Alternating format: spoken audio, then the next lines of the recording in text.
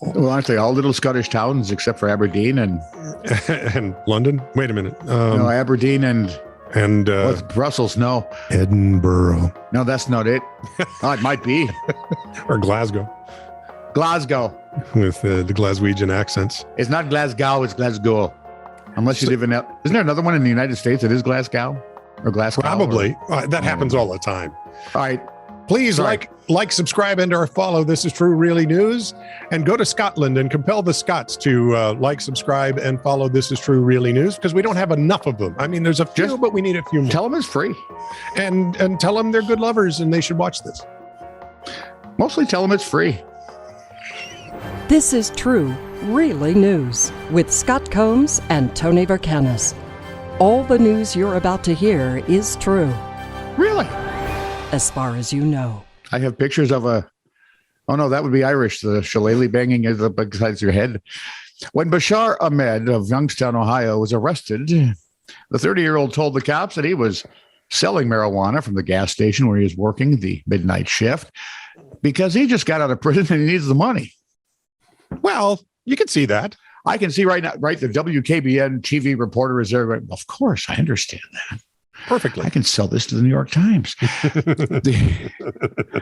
The owner of the station called officers about Ahmed and produced a bag, which Ahmed admitted was his. So what do we got in there? Bags of weed, a loaded 38 caliber semi-automatic handgun. They're all basically semi-automatic bozos. Well, what's interesting. Do they know what semi-automatic means? No, they don't. One pull, one shot. One pull, one shot. Well, no, that's single action. Well, no, that's not necessarily single action. But it is semi-automatic. You have to pull the trigger to get a shell to fire. Generally, semi-automatic means it's a magazine-fed gun. Reloader. As opposed to a revolver. Correct. There you go. So he had a 38 semi-automatic handgun. Yeah, they're out there. I've seen those variants. Huh. They're out there. There's some made in South America that are pretty cool. They look like 1911 Colt 45s. And they're 38s? They're 38s. Boy, that's the wrong idea. What you want is your 38 to look like you want your Colt 45 to look like a 38. No, you want it to, the barrel would look this big to anybody. You know those Desert Eagles that are so impractical? Oh, it's horrible. You don't really have to shoot them. You just have to get them out of your holster. Where was I now? Which could take part of the day. That's true. Just a minute. I'll be right with you. He had, no, please. It'll be worth it. Hello, Lee's Wrecking. Can you get a crane over here? Hang on. Bags of weed, loaded 38 caliber semi-automatic handgun. That's where we got off track. He also had other things that were suspected to be, methamphetamine, crack, indeterminate pills, and about $1,000 in cash. Oh, by the way, his previous convictions would, of course, bar him from possessing a firearm. Yeah. Being a human being in the United States would prevent him from possessing everything else but the $1,000. Bye, Bashar. It's been nice. Eugene, Oregon. Dylan Thomas Hanna, 28, got into a verbal altercation with a woman in her 30s outside a U-Haul storage center on Arroyon Avenue. About 5:45 a.m. Really? During off Arroyon. Yeah, that one. It's across from the thing. Yeah. You remember? Yeah. Used to be what's the deal? Well, that was down at the other block. That's the other one? Okay. Yeah, the other one.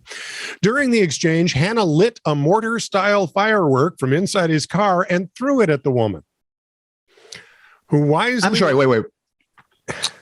Lit a mortar-style firework. Yeah. And then threw it. Mm-hmm. I thought a mortar would. Oh, yeah. Okay. Hey, this is weird. Anyway, the woman. We're not talking rocket scientists. No. Woman wisely ran for cover. The subsequent blast sent sparks flying throughout the U-Haul parking lot, with some landing near a bank of trucks where, unbeknownst to the quarrelers, a man had been siphoning gas. 4 moving trucks burst into flames. So did the somewhat surprised gas thief, who was spotted fleeing the scene with his pants and sleeves on fire. So he's a liar, too. Police later tracked Hannah down and booked him on suspicion of second-degree criminal mischief, reckless burning, and reckless endangerment. The suspected gas siphoner remains at large. Why do you bet he doesn't try that for a while, thinking, oh boy. That didn't work well at all. No. Nobody said there'd be fire. Right. So when you got to go, 4:40 p.m., March 4th, Kenneth Clark Carlisle, a 64-year-old, walked up to his neighbor's driveway wearing nothing but a smile and relieved himself. And no, it's not what you would normally expect from a guy.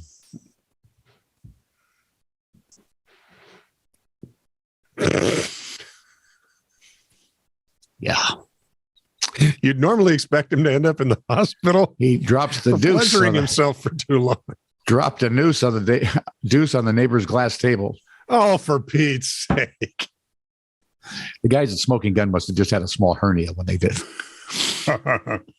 And the best thing is the whole thing was caught on not one, but two separate angles of the victim's home security video footage. Man, I would put music to that thing.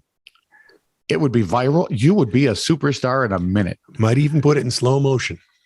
Clearwater, Florida officers arrived at the Carlisle RV camper where they spoke to him through the door, and he was still visibly naked and highly uncooperative. The bond is set at $250. Well, where's he going to keep $250? He's staying in the clink. But he was already in trouble from a problem that happened in December. So he's, if you'll pardon the expression, still in the pokey. Police. There had to be some sort of mind-altering substance involved. Well, he could be that stupid. It is Florida. I like Florida. I do too. It's warmer than here. It is. Even in the summer, which is when I don't like Florida. They have bugs you can saddle, brake, and ride. So do we. Like what? Any God-fearing mosquito. Well, there is that. Yeah. You can wear them on your feet and fly around. Police blotter, 2 a.m. Dum, dum, dum. There was a report of a suspicious group of people loitering outside of a store. So what suspicious people do, loiter. Not these guys. They were just hardcore gamers waiting for the release of the newest PlayStation. Well, there's that too. I wonder if this is related, though. 3 a.m. This would be real first world problems. Yeah. 3 a.m. Someone accidentally called 911 while setting up their Xbox.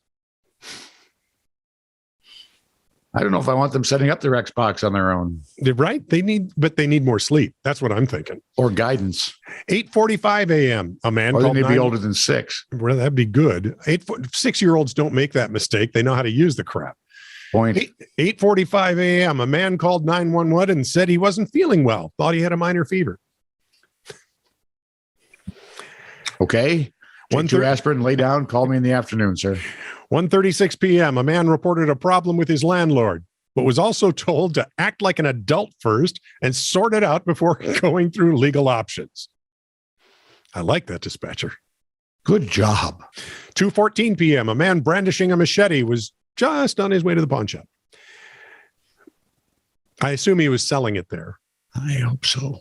6:42 p.m. Why am I picturing Danny Trujillo in a start of a bad movie? 6:42 p.m. An intoxicated man fell out of his vehicle.